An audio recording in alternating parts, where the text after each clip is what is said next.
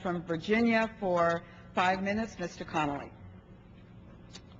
Madam Speaker, I rise today because in the Sturm und Drang of the health care debate, the voices and stories of real Americans have been drowned out by misinformation, fear-mongering, and just outright demagoguery. If we listen to those stories, we'd hear of families struggling to pay dramatically increasing health care costs. We'd hear of individuals denied coverage due to a previous existing medical condition. And we'd hear of employees left without a choice of health care insurance providers. It's time we heard their voices. In my district, the wealthiest in the nation, as measured by median household income, families are struggling with the rapid increase in health care costs. Recently, I met with a family of 4 from Fairfax County whose health insurance premiums rose from 2001 at $4,000 per year to 2009 at $18,000 per year. Let me repeat that. In the space of 7 years, their costs went from $4,000 a year for health insurance premiums to $18,000. That's a 450% increase, Madam Speaker. In the same time period, coincidentally, the profits of the 10 largest insurers in this country rose 428%. In fact, over the past decade, the average health insurance premium has almost doubled, increasing nearly 3 times as much as wages. And they're still rising. Health insurance premiums are anticipated to increase 10.5% this year. This means a projected increase of almost $2,000 for the family I met next year. So while the insurance companies reap the benefits of a failing system, millions of families across the nation, just like this family in Fairfax with whom I met, are waking up every day worrying how much longer will they be able to afford to protect their families with health care insurance. And what, Madam Speaker, of the millions of Americans with previous existing conditions: gallstones, rheumatoid arthritis, diabetes, asthma, high blood pressure. Even severe acne has been described as a previous existing condition by some health insurance companies. In fact, 45% of all of us who have health insurance have a previous existing medical condition.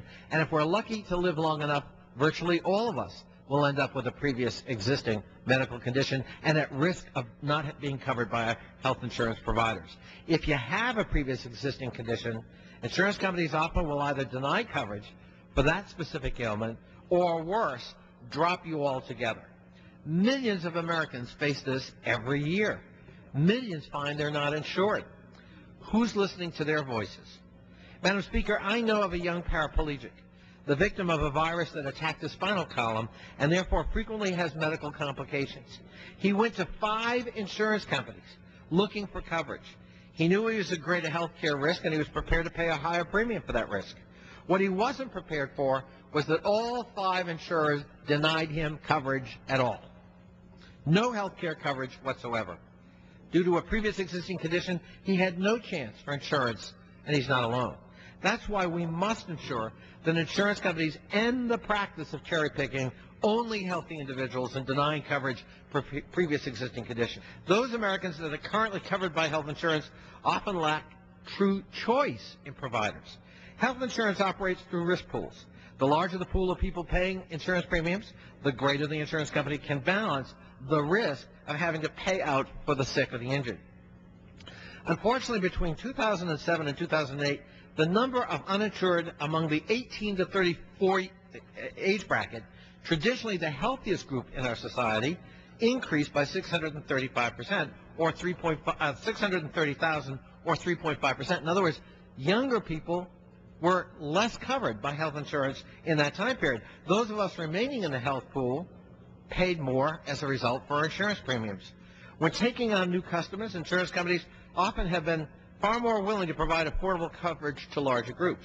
But even a company with 1,000 employees represents only a small number of overall customers, which is why most workers who have employer-provided insurance have the option of just 1 or 2 insurance providers.